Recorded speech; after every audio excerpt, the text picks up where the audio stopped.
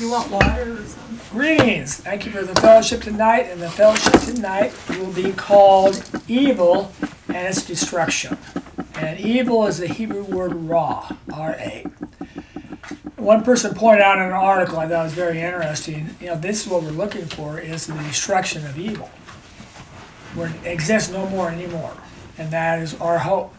So we're going to go to, we'll open up the word of prayer first. And so, Heavenly Father, we thank you and praise you for light that's more than abundant, of your word that instills in us, for Ruach being poured out on us. We thank you, Christ, for paying the price for us and redeeming us from the power, the wickedness of this evil age. And we thank you for your word to enlighten us, that this fellowship, your word will enlighten us and give us direction on how we should live. And through Christ our Lord, we come to you. Amen. Now we go to Genesis 1:1. So we have to understand first, we're going to go from Genesis to Revelation. And I think this is great for the kids and all adults. What supposedly so-called Christianity is taught is really, instead of Greek mythology, it's really Satan mythology. I started thinking, what is Greek mythology but Satan mythology? Satan. And so it all comes down to we have a spiritual enemy who is in the market, who is a master at deception. So, evil existed before man was even made. And we're going to see that in Genesis 1:1 and 1:2. There was another world besides ours that had evil in it.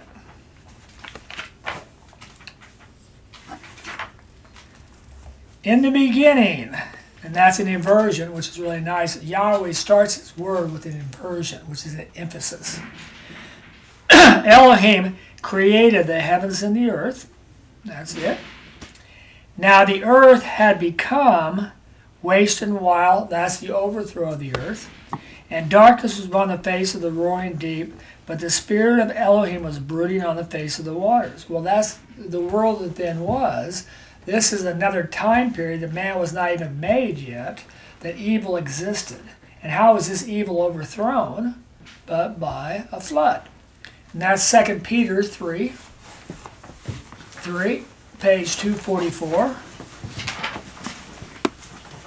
of the New Testament.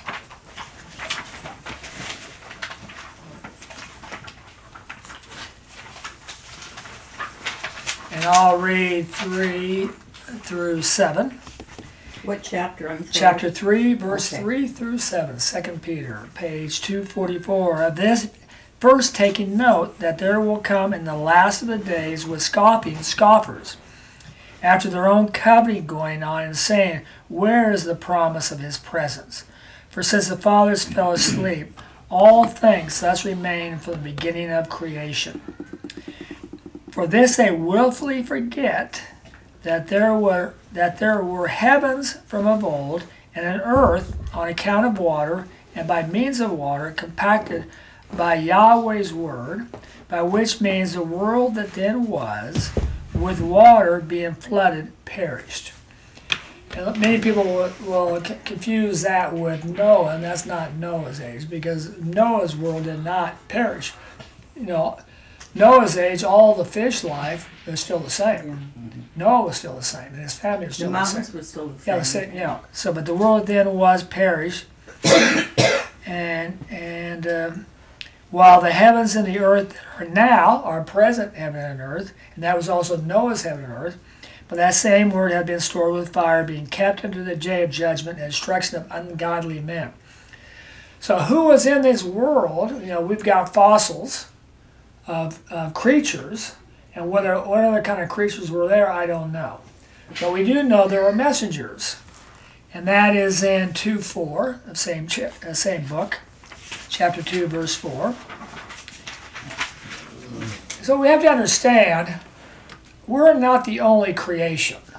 There are creations that we are not aware of physically. They're not in the physical world.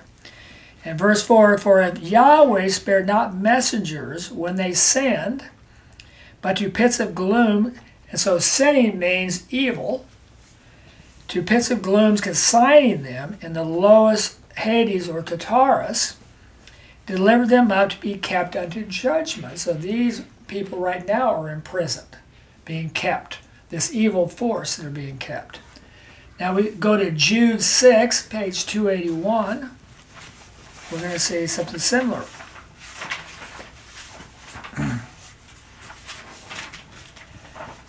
Page, or 251, sorry, not 281.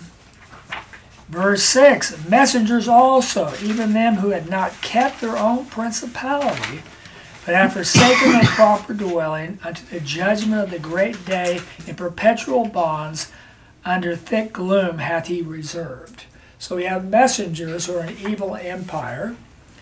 Now we go to, well, we don't have to go there, but if you go to Ezekiel 28, 11 through 19, and it's about what they call the king of Tyre, which really it would be, to the best of our knowledge, what we call Satan. And Satan is not a proper name. Satan means adversary. So this creature, Yahweh never gave him a proper name, which is great.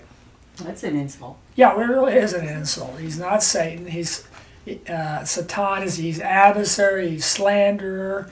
He is a dragon, the accuser. So he's got a lot of different titles. And that's in Ezekiel 28, 11 through 14, which we're aware of, and also Isaiah 14, 12 through 15. But we go to Ephesians 6, 12, and we'll finish up this, the world that was before us. New Testament. Page 200.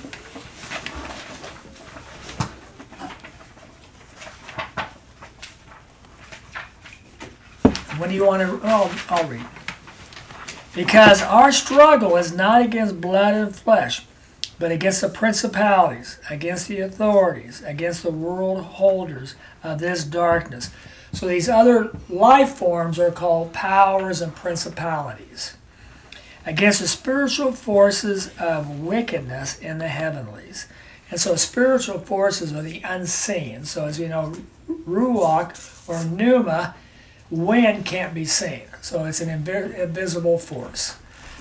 These spiritual things, which we call demons, and don't not to confuse demons with messengers. So there's good messengers and there's bad messengers, and these messengers are celestial. But demons have never been called messengers. So people automatically say this is an angel, and they're not. They abide on the earth, and they want people or animals to abide in. The other messengers abide in the heavens right now, and that's in Revelations 12, with their adversary. They're in the heavenly places, ruling and reigning. But these are evil empires right now. There's good ones too that are happening on. So we're looking at the concept of evil and how this whole book begins and how it ends with the eradication of evil, which means the creatures that do evil. Now we go back to Genesis 1:3. Now this is our time period. You know, things are really simple if you just read the Word and forget what other people are saying. You know, just read the Word and see. And that's why I love the scientists like Isaac Newton and John Locke and John Milton and Hugo Gratis, and these really brilliant people just read the book and said, here's what it says. And whatever concoction you've come up with are concoctions. And they're not Greek mythology, they are satanic mythology is what it comes down to. You know, what you believe, and many times what you're teaching is satanic mythology, which we'll find out.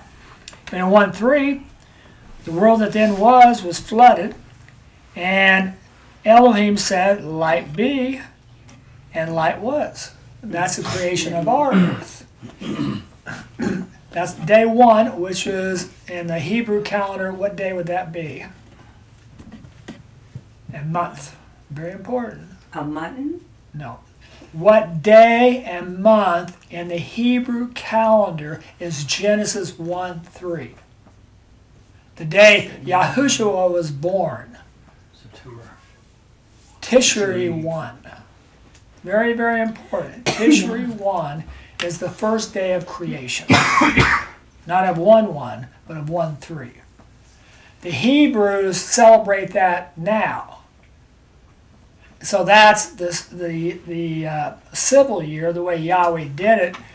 When they left Egypt, Yahweh changed the first year from Tishri to what? What month? On Passover? March. Come on, students. No, what's the Hebrew month? Nisan. Oh, Nisan. Yeah. You, Well, that's you our guys March, are, though. You guys are right? flunking. That's two. Class. Nisan. Now they made that the first month. So that's the religious first month. Yahweh said Nisan is going to be the first month now. Okay, well the first month was Tishri. Genesis 1:3 is the birth of Christ. Tishri 6 would be the birth of what? Man. And? Animals. And animals, yeah, you're right. And that's very good. And that's Tishri 6. And we're going to be covering that. Very good things to hold on to and to be able to grab, okay, this is how this stuff What works. is our month that is parallel to Tishri? I think in Tishri in this year is going to be in August or September. September. Probably I more thought like it was September. always September. Okay. Nisan is March and April. Yeah, I know it's March. Yeah. And so we go to verse 24 of the same chapter. And this is crucial. Satanic mythology says that mankind are all immortal. They're all gods. Go figure, huh? Yeah. That they would exalt themselves to gods. And so they cause a big problem because if you're immortal, you can't die. So bad people can never die, right? Right. And so they have to go someplace, and so then we have to make up a place, and it's going to call hell. And then you're going to torture these people forever, right? And is evil still present? Yes. Yeah. Well, so evil is never eradicated because this mess, messengers and demons and all these other creations are always there. And somebody's got to be down there ramrodding these things and poking them with hot pokers and irons and everything else. Well, on the day 6, we're going to see on 24, and Elohim said, Isaiah, read 24. And Elohim said, let the land bring forth living soul after its kind, tame beast, and creeping thing, and wild beast of the land after its kind. And it was so. Elohim made the wild beasts of the land after its kind, and the tame beast after its kind, and every creeping thing of the ground after its kind. And if you look at verse 31, and Elohim saw everything which he had made, and lo, it was very good. So it was evening and it was morning. What day? The 6th day. Well, that's the beast. Guess what? Man was not made by himself on his own day. And so this should have opened our eyes right off the bat. He was made with wild animals. So man gets to choose whether he's going to be a beast or the image of Elohim. What happens to beasts? They're mortal. They will die forever. And what happens to people who become in the image of Elohim? They will live, if they choose, they will live forever. And so immortality is a condition and a choice. You have to choose immortality. And we see, in verse 26, and Elohim said, let us make man in our image, after our likeness, and let them have dominion over the fish of the sea, and over the bird of the heavens, and over the tame beast, and over all the land, over every creepy thing that creepeth on the land. And Elohim created a man in his own image. In the image of Elohim created he him. Male and female created he them. And Elohim blessed them, and Elohim said, be fruitful and multiply. So we get to see the potential of man, but he's made. And so the number 6 is the number of man and beast, all right, which we're going to see. Well, let's just go there to Revelations 13. Keep your hands back here. It's probably too late. Well, you got to go to Genesis. It's pretty easy. Revelation and Genesis, first book, last book. Revelation. So if we, 13. Page 260. And let's look verse 1. Who is this guy? And I saw out of the sea a wild beast coming up, having 10 horns and 10 heads. 7 heads. 7 heads, and upon his horns 10 diadems, and upon his head names of blasphemy. The beast. And if you look at verse 18, here is wisdom. He that hath understanding, let him count the number of the beast, for it is the number of a man. And his number is what? 666. 666. 666 is a great number, not the teaching. But if you add 1 to each, 1 to 2, 2 to 3, 3 to 4, 4 to 5, 5 to 6, all the way up to 36, which is the square of 6. 6 squared is 36, and we know Yahweh's number system is 666, which is really amazing and neat too. That's Yahweh. So this is, man is a beast. Do we know beast? Would a Hitler a beast? Actually, to call him an animal is an insult to animals. Yeah. To Stalin is an insult to animals. These guys are so evil. And we have people around us who are so evil. The Democratic Party is the same way right now. They would rather kill all the Christians if they wanted to have their way. Back to Genesis 1:26.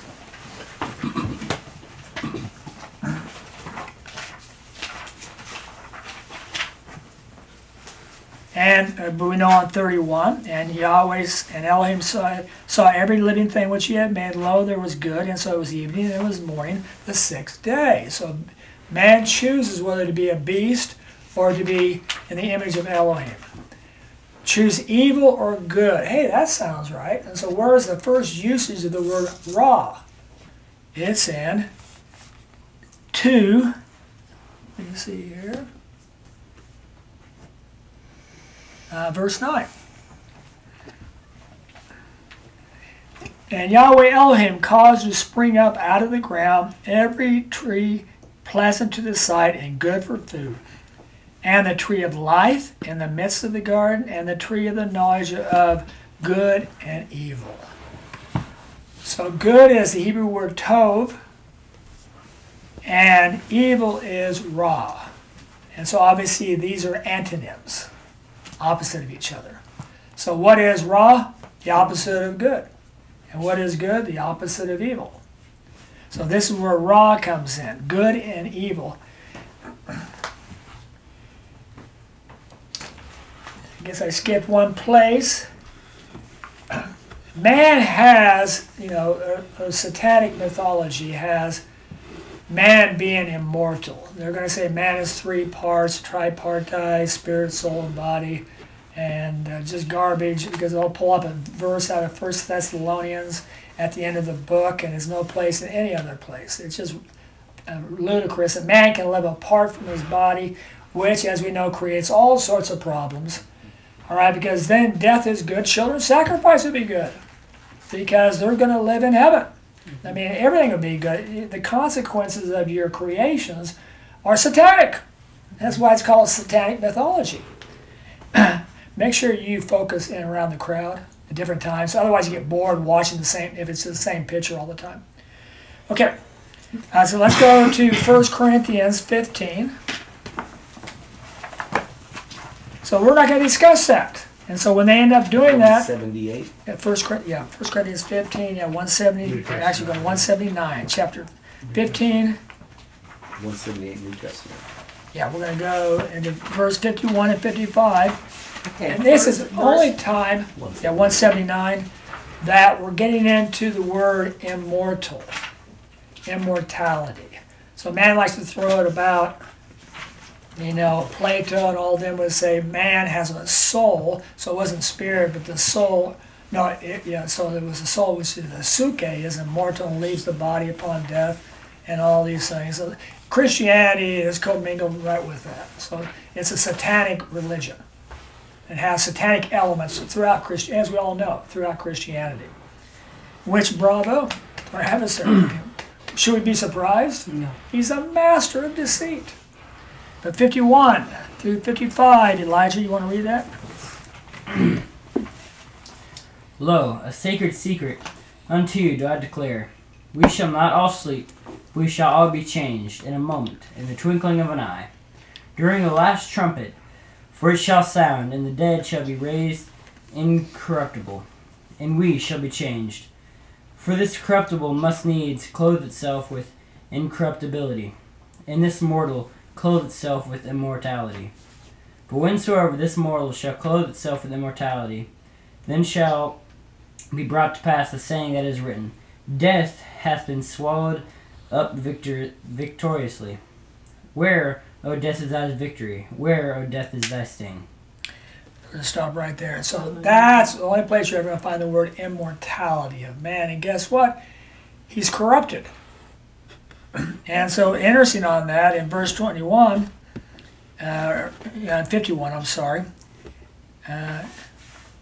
we shall not all sleep. And so everything that supposedly the satanic mythology teaches is just exactly that. People are not in heaven, they're sleeping. They're not incorruptible, they have corrupted. In a moment, in the twinkling of an eye, during the last trumpet, for it shall sound, and the dead shall be awoken, incorruptible. That's egairo. So anytime you see the word raised through chapter 15, it's egairo. And we shall be changed, and this corruption must needs clothe itself with incorruptibility, and this mortal, that would people who had not died, clothe itself with immortality. And remember, we know death is thanatos, and that's the god Thanatos. And so immortal is athanatos, not death. So whenever you put the word a in, like atheist is not Where atheist. did you get the word thanatos? The word death in the New Testament, which we've done in other teachings, the word death is the Greek word thanatos. Thanatos, which is a god, the god of death. Hades is also there. We have 4 Greek gods in the Greek New Testament. Which are like, well, that's why Hebrew is far superior. Hades, which is also Pluto, he lived in a place, and we're going to see Hades and Thanatos are mixed together. We're going to see them both being thrown in the lake of fire. Then we know Tartarus, which we just read, and we know another one is called Dike, and and D-I-K-E. And when Paul was bitten by the serpent, the natives thought that justice was now served, and that's Dike, the god Dike, on justice. Because here was a murderer that survived the sea and now got bitten by the serpent, and he thought the god Dike is coming back at him. So you got to realize that the flaws in the New Testament is that people aren't going to tell you, that we got 4 Greek gods in the New Testament, Greek New Testament, and how many in the Old Testament we have none. We have Yahweh, very simply. So we have to keep that in consideration. Now we go back to Genesis 2, verse 15. And this is, where does evil come from? Is freedom of will. Real simple thing. Once you give a person freedom of will, they have the opportunity to do evil. So if I imprint a dog and tell exactly what it does do and does not do, it will never do evil because it's not printed that way. It's not programmed. So you can program things and they will not do evil. Very simply. And so Yahweh wanted something that actually had a choice. We can actually choose him, because somebody who is hugging you and kissing you because you put that in the program doesn't really mean a lot, does it? Because it's doing exactly what you say. Oh, he loves me so much. He would do anything. I would do anything for you, Master, because that's what I told to say. You are the best. You are the brightest. You are the most beautiful. After a while, you go, I told to say this. So it really kind of gets old after a while. I want somebody who actually gets to choose. And so this whole life is, would you say that? The people are born, everyone gets to choose. Yay or nay, up, down, beast or Elohim.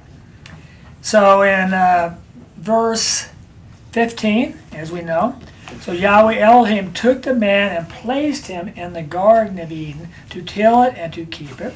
And Yahweh Elohim laid command on the man, saying, of every tree of the garden thou mayest eat. Permission? That's right. But of the tree of the knowledge of good and evil thou shalt not eat it. That is permission, you may not. And so, but can eat.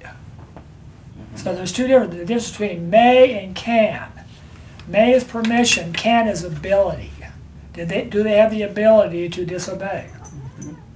Yeah. For in the day that thou eatest thereof, thou shalt die, or dying thou shalt die, and that's the actual Hebrew. That's freedom of will, and as we know, Eve, through the evil empire of Satan, chose to die. And obviously she didn't believe she was going to die. Otherwise that would be pretty stupid. And so evil came to mankind. So mankind chose the wrong thing. So now we go to Genesis 3:22.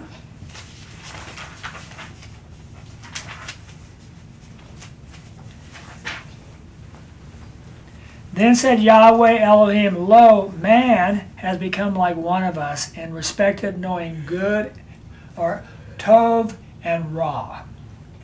Now therefore, lest he thrust forth his hand and take even of the tree of life, and eat, and live to age abiding. Isn't that immortality? Mm-hmm. And what is Yahweh stopping? Death. He's stopping immortality. He's stopping you from doing this. Because if you ate of the tree of life, you're going to live, but then you've sinned, and so you're going to live in a fallen state. Yeah. And so instead of man being immortal, on the contrary, he has not taken of the tree of life. He's not a God with a small g, which all Christianity has made him. So Yahweh Elohim put him forth from the Garden of Eden to till the ground, wherefore he had been taken. So he expelled the man and caused to dwell in front of the Garden of Eden cherubim and a banishing sword flame to keep the way to the tree of life. Side note, accuracy in translations. Whenever you say he, obviously that means both of them. If you have the children of Israel, your Bibles are all wrong. It never says the children of Israel, it says sons of Israel. But we know what that means, and so we're going to say children. Is that what it says? No. And so once you change that, what else are you changing and not telling me?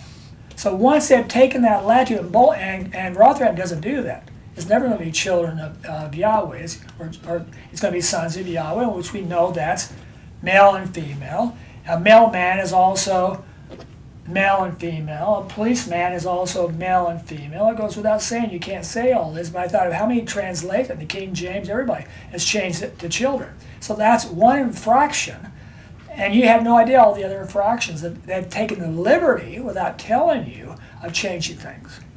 Back to Ra. Chapter 6, verse 5 through 8. Okay, Melania, read 5 through 8.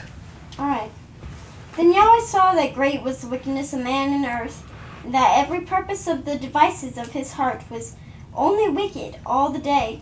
And it grieved Yahweh that he had made man in the earth. And he that word wicked is Ra. So it can be translated a lot of different ways. It's used 663 times, Ra is. Proceed. And it grieved Yahweh that he had made man in the earth, and he took sorrow unto his heart. And Yahweh said, I must wipe off man who I created from the face of the ground, from man unto beast, and creeping thing, and unto the bird of the heavens, for I am grieved that I made them. But Noah had found favor in the eyes of Yahweh.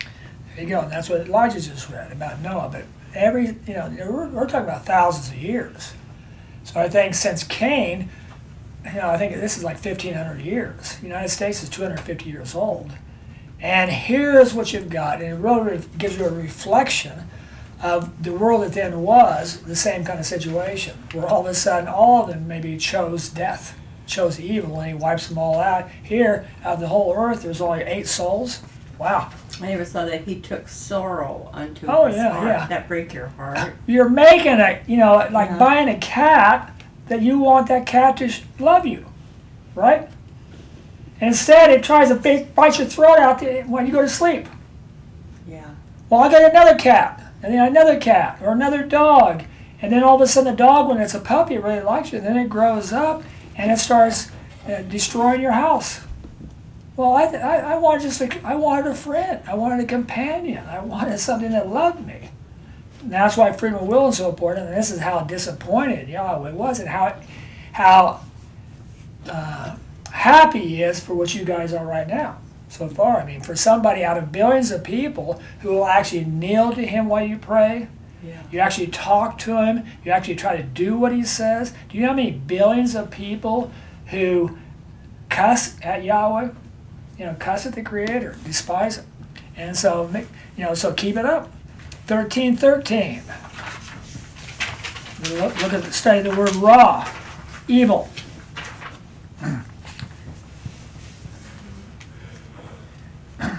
Now the men of Sodom were base, that's the word raw, and sinful against Yahweh exceedingly, and we know what happened to Sodom and Gomorrah, really simply. I'm going to show you something here too. This is a side note. Go to Isaiah 2. These are good illustrations on who's going to be judged. Did Yahweh try to deliver people from Sodom? Yeah. And how many takers were there? 3. Out of the whole city. But He did pull them out before He judged them. Isaiah 1, I'm sorry. But let's just show you here. Did you say chapter 3? Yeah.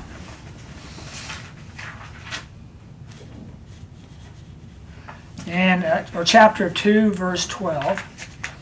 This is the day of Yahweh, the book of Revelation. People think Christians are going to be there. Yahweh always pulls out the righteous before He judges. Otherwise, why would I do that to my children? For a day of Yahweh of hosts shall be upon everyone who is what? High and lofty. Upon everyone who is lifted up. If you're not high and lofty, and if you're not lifted up, then you're not going through the day of Yahweh, right? So, was Noah taken out before Yahweh judged? Yeah. Was Lot and his 2 daughters? Was his wife? No, she died. Yeah, he paid the price. Well, She was left, taken out, but she but wanted she- to go back. Women. That's another subject. I'm just kidding. Yeah. Actually, I just saw the 10 most wanted. And it showed the first woman who became on the 10 most wanted. And it was a shock because women don't do these kind of things, which is really true. Another side note, people started talking about, what are they talking about? Profiling. Hey, if I'm going to profile a person, on a criminal, who's more likely, a male or female? Male. Who's full of our prisons? Male. Male. Well, that's profiling. You're profiling. I mean, you'd be dumb. Now, would it be an 80-year-old or a 25? Well, no, I'm not talking about people at the airport. They're screening old women, 80 years old, or a 25-year-old guy with a Quran. So, or you got the guy who has tattoos all over his neck and earrings, and I hate cops on his forehead, and don't profile. So I digress. So that is raw, but this is great. We go to Deuteronomy 1, page 199.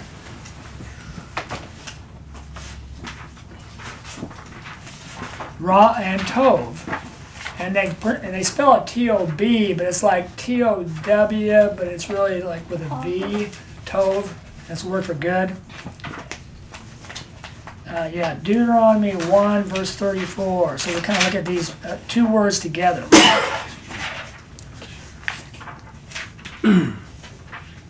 So when people start talking about profiling, I say profiling is absolutely perfect. I profile to keep myself alive. Yeah. Because there's certain parts of town I don't drive in. Is that profiling? Yes, and it's very smart to profile. You know, I don't go to certain bars if I see motorcycles everywhere around the bar.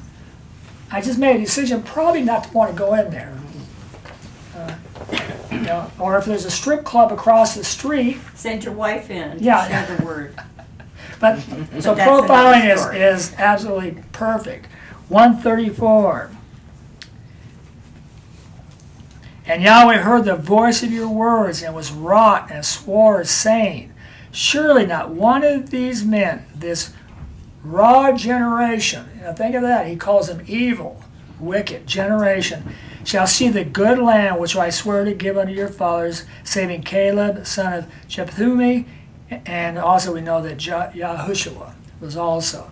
But that was let me see here. The good, Tov, and Ra is in the same sentence. Good land and evil. Now we go to verse 39. And I love this. Yahweh just sticks it right. And your little ones, of whom you said they should become a prey, and your sons who today know not good and evil, not Tov or Ra, they're not even old enough to discern between this. Guess what? They're going in, and you're not, because you're evil. You're Ra. Well, I give it to them, and they shall possess it. It reminds me of Donald Trump. I mean, really look at this. He just points right back at somebody, comes at you, and all of a sudden, you want to do this? You want a piece of me? Boom. We're coming right back at you.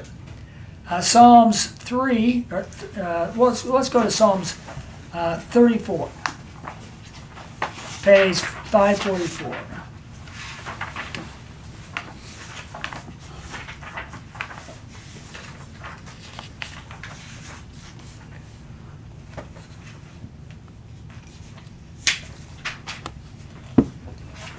(11 through 16). You want to read that, Wendy? I can't. Psalms 34, 11 through 16, page 544. I'll get. Yeah. Come, ye children, hearken unto me. The reverence of Yahweh will I teach you. Who is the man that desireth life, loving days that he may see good?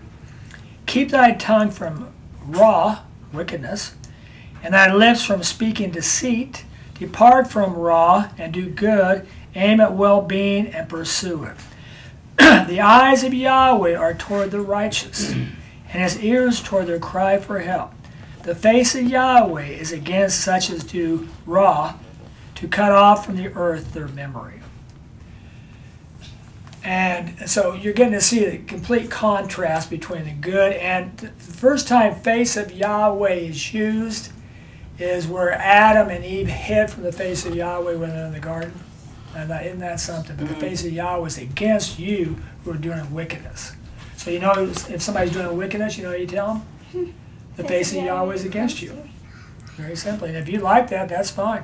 37 verse 27.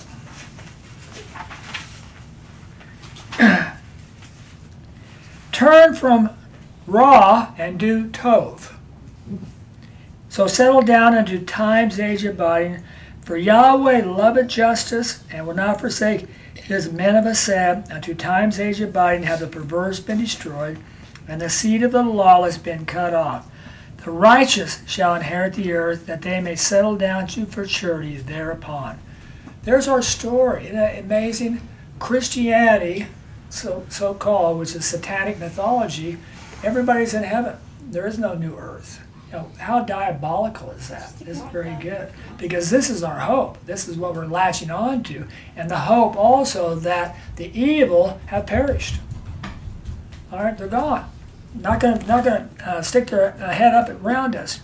Go to Isaiah 5:20, page 652. And this is so true today.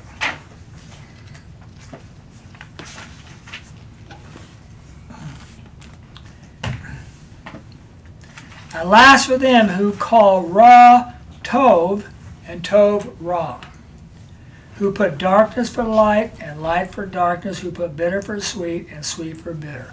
That's the Democratic Party right now today in the United States. The Communist Party, the Socialist Party is all this. And what they're going to do is to say homosexuality is good, Christianity is bad. And that's why you guys are being homeschooled. Christianity is an enemy because Yahweh says homosexuality is bad. Well, we're going to call him a liar. That book's a liar. Destroy those books because homosexuality is good. And that's what's taught in schools today through Planned Parenthood and everything else.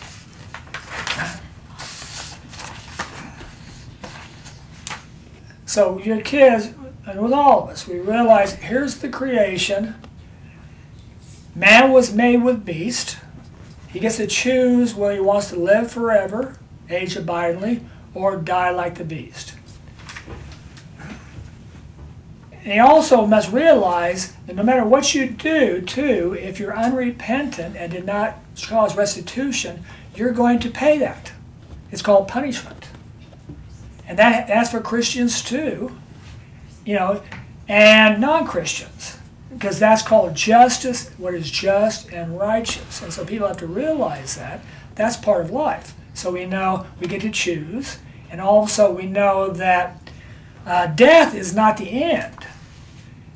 If death was the end, for unrighteous people, you would say, okay, good riddance. There's no resurrection, right? Why raise up these people? If they're wicked, why would I bring Hitler back up from the dead? Or Stalin back up from the dead? Because they're going to get something. They're going to get payback. And it's called justice for all the people they did this to.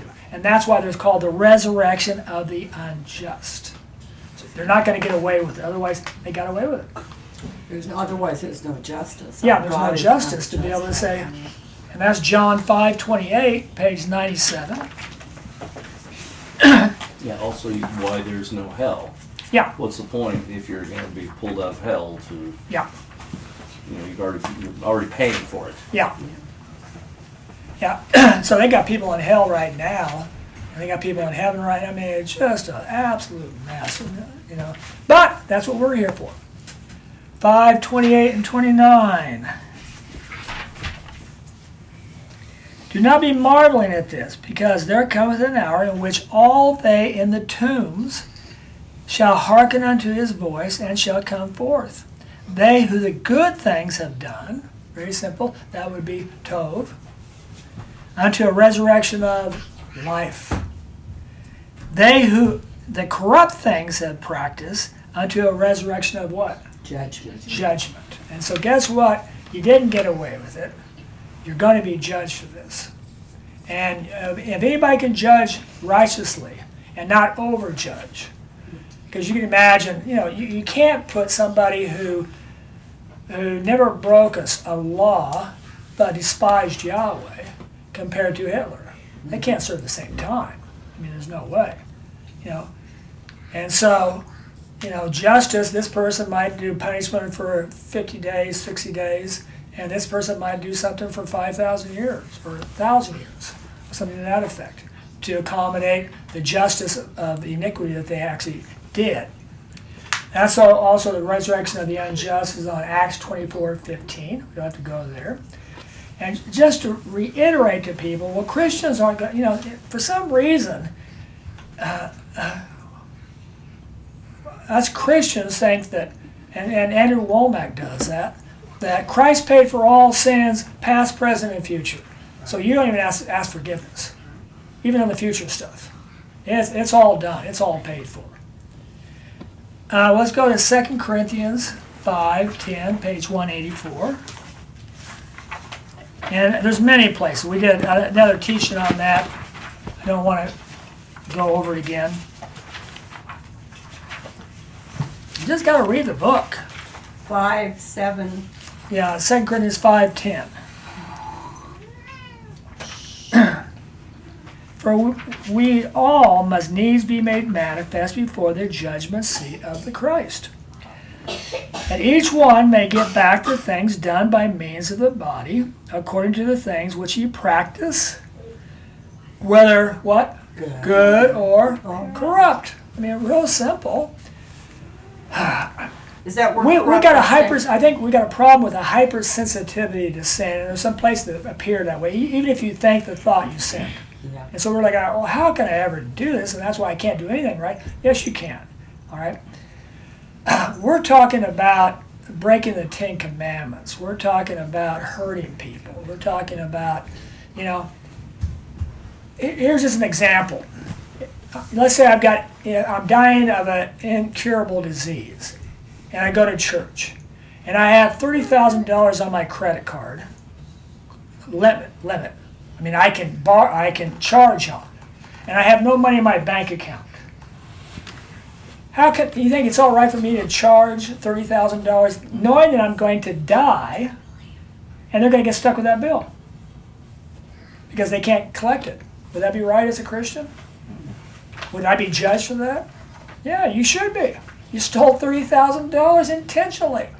Well, I'm a Christian. Christ already paid for it.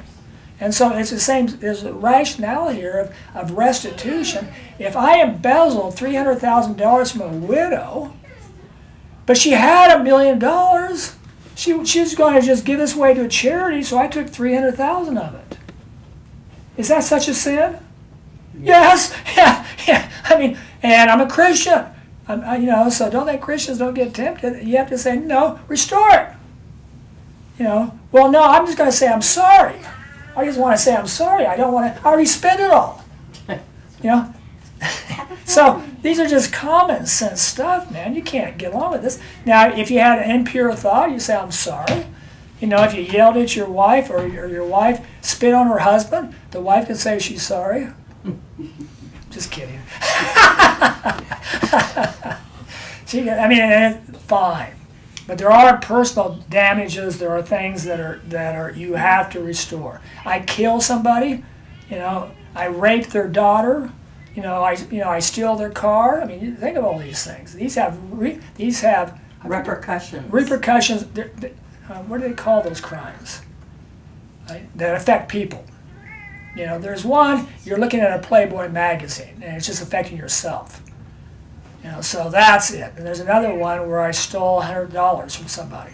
I forget what those are called. But so there is a judgment for Christian and non-Christian.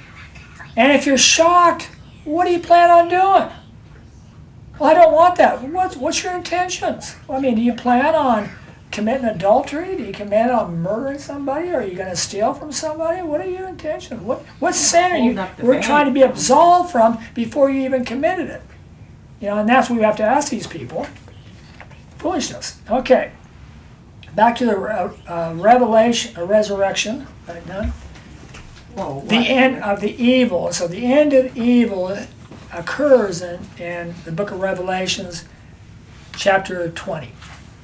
So back to evil and being destroyed. Which is a wonderful picture, because we see, you read the TV and you hear all this wickedness that it appears the people are getting away with. I think it was going against Donald Trump and the Democratic Party. It's just every day there is wickedness, evil, intention with malice going against righteous individuals, against Christians, against attacking them, putting them in prison. They will pay that price. But in 20 verse 11 through 15,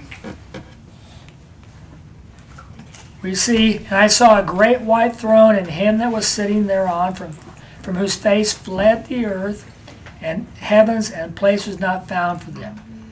And I saw the dead, the great and the small, standing before the throne.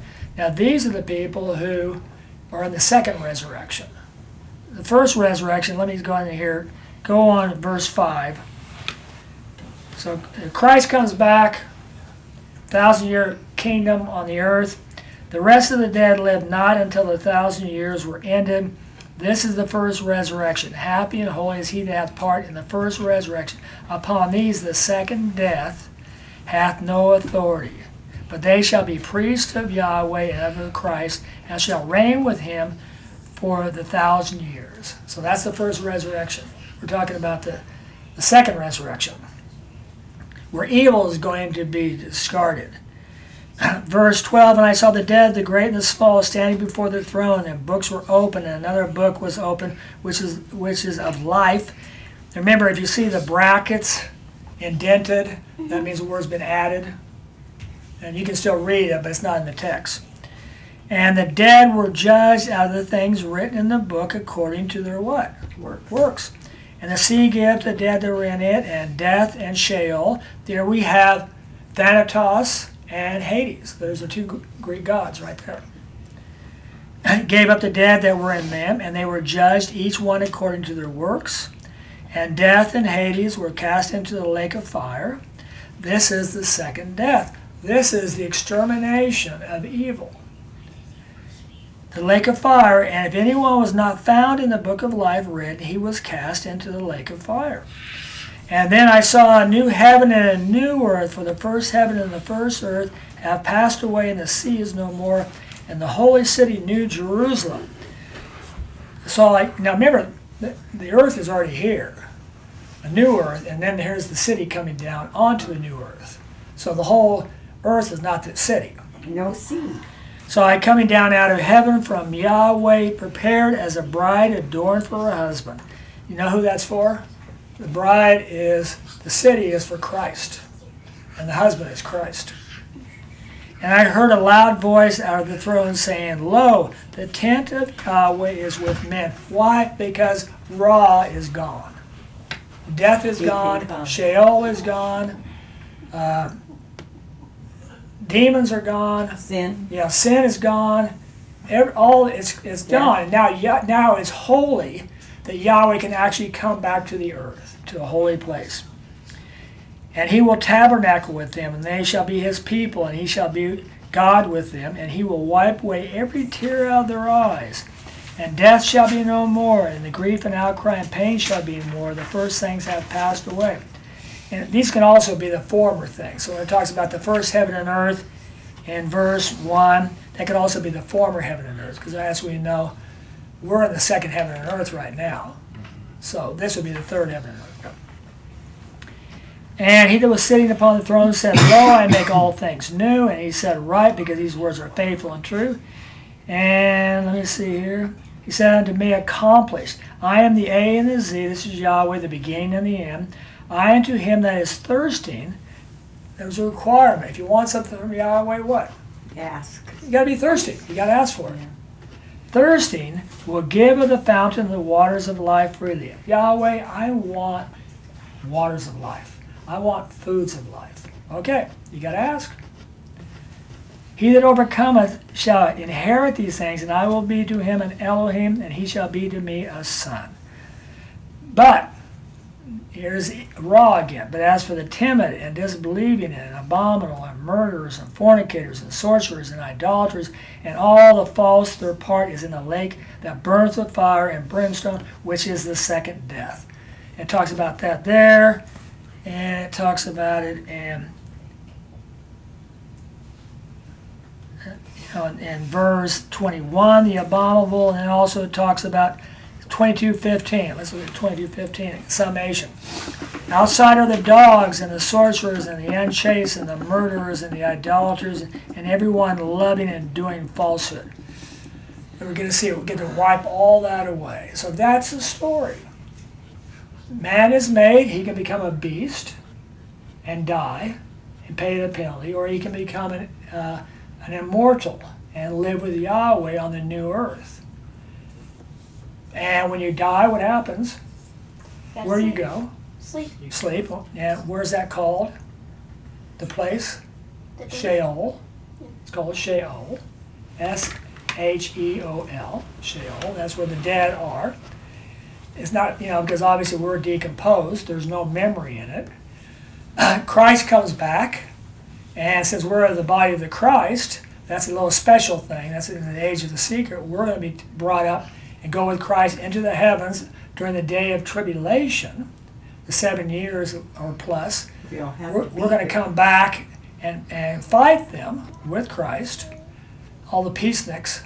I don't believe in the death penalty. And I think of that. Kill them. What if Yahweh told you to kill somebody? Are you going to kill them? Well, I have people that say no, they're Christians. Yeah, but we're going to come back and they're going to die. A lot of people are going to die on that earth, and they deserve it, every one of them. Then 1,000-year reign, and who's going to be there? Anybody? Yahushua. Yahushua. Us. Those are immortals. And what are the third kind of person? And The first resurrection. no, yeah, the first resurrection will be there, but there'll be mortals. So people got to realize mortals. Oh, yeah. There's humans on the 1,000-year earth. Very, very, very important, because everybody else got people dying. Christ comes back. Everybody lives in heaven for the rest of their life. Nope. It's not in heaven. And we got another 1,000 years to go before this thing is complete. And there's going to be mortals there. And so Yahweh wants you to, Christ wants you to give you a job to work with these mortals. Well, aren't we going to judge messengers? Yeah. And so you'll be judges. well, you can be we're going to need people. These guys, they're going to be as the sand of the sea, maybe billions of people still, that we're going to be flipping around. And that's their 1,000-year period. And then after that, the adversary gets released, and what happens? Anybody know this? Now, you guys should automatically have this, and you can tell your friends or your teachers the whole story of creation. How's that? The adversary is going to be released. Where is he right now? I mean, but then when Christ comes back, he's going to be chained for 1,000 years. Then he's going to be released, and what's he going to have? What do you think he's going to do when he gets released? He's going to repent? No. Say, I'm sorry to Jesus? No. No, he's not. What's he going to do? He's thrown into the lake of fire. Yeah, he's going to get everybody to deceive. He's letting loose to say, let's overturn these guys. That's a Democratic Party against the United States right now. Let's overturn the United States. That's what he's going to do. Words of deceit. Guess what happens? They try to do it. So as the sand of the sea, they were against Washington, D.C. to destroy Washington, D.C. But it's going to be Jerusalem. And what's going to happen then? The war? What? The war? No war. There's going to be something that comes down out of heaven. Fire from Yahweh. Yes, no more war. It's just wrong move. Burn them up. And then we go into the judgment. And then the new Jerusalem comes down on the new earth, and evil is gone. All these creeps are gone. Are they being judged? Mm-hmm. Yeah. Christians, are you being judged? Yes. If you've done bad things, you're not repenting, and you haven't restored it. Just get your life together. You got plenty of time. Clean your act up. I don't want to do that. Okay. Then don't be surprised when, It's like before you get in the Word, you think, well, I'm going to get in the Word, but after I've done this and this and this, and then I'll... Now, Constantine was going to die. When did he get baptized until right before he died? and that was avoiding hell. It was a fire escape from hell. Yeah. So, but okay, enough of that. We'll go ahead and hear from our Heavenly Father. That's the story. Ra and Tov. So we're going to speak in tongues and interpret. How did you spell Tov? They say T-O-B, but I thought it's not pronounced that way. it's like toe, but Tov. And so I put like T-O-W, T-O-V on how it's pronounced on the software. What? One syllable, but it's just Ra. That's an adjective and noun, and then Ra'ah is the verb of the same thing. So now we're going to hear from our Heavenly Father in 1 Corinthians 14. Would anybody want to speak in tongues and interpret and prophesy? Go ahead. Shakandwa, Masanukka Shnimachorni, Ramasakoli Pushina Kola, Ramakolu Bitsimocha Kolake, Manasuka Shamali Koda, Lumasamoli Kori Marino Nai, no Machiko Lissani, Manako Shamakali Monia no Sanayo, Scarino Noi, Roshamatkoyama. My children, do not just walk to me or slowly come to me, but run to me, sprint to me. Come as fast as you can with joy. Just like David ran to Goliath, run to me. But do not run to him, but run to me with joy. Run to me with happiness. Run to me knowing all the things that you will get by reading my word. And by walking in my footsteps. Amen. My children, you read the Bible. You know what's going to happen to the people on the earth. My children, believe in me and pray to me. And do all these things, and none of that will happen to you. All those bad people on the earth, all that stuff will happen to them. My children, if you believe in me, you will be happy with me. Amen. Kaina na maniashi dosa mukawa. Kagamana na maniashi tishimananga tatamaniana tatade. My children, you know what will happen, and I want you up here and in my arms as the judgment is happening. I want every single one of you. So please, you know what to do. It is my desire for you that you receive all the rewards that I have. It is my desire for you that you live a life more than abundant on this earth, and that you reap all the benefits on the next. It is my desire for you that you should be happy and share my word and drink of the living waters. But it's up to you. My love for you never dies, but my desires for you go on and on and on.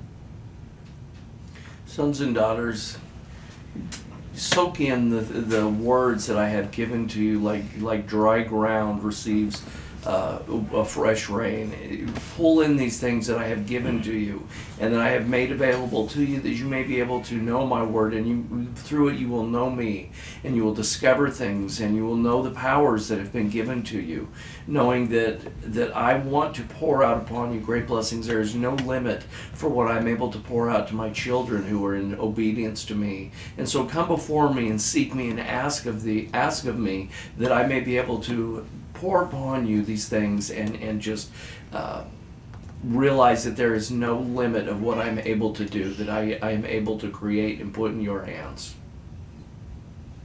I'll speak in tongues and interpret. Beatum okoleana eata, beatum okoyata sanameata, ileana bukoyati, esatame okoleana ebiata. As you begin your journeys in life, start and always confront my word, put my word on your minds, meditate upon it, because it will guide you. That's its purpose, is to direct your footsteps, to be that shining light that brings you into prosperity and success and fulfillment. Because my word, if lived to the hilt, will bring total fulfillment, which are all seeking. So do not be deceived about the counterfeits. The counterfeits that are out there, the ways of the world, are deception. My word will bring fulfillment to your lives. Amen. Hallelujah. Thank you. Amen. See you next week. Mom, what time's your surgery tomorrow? 12:30 at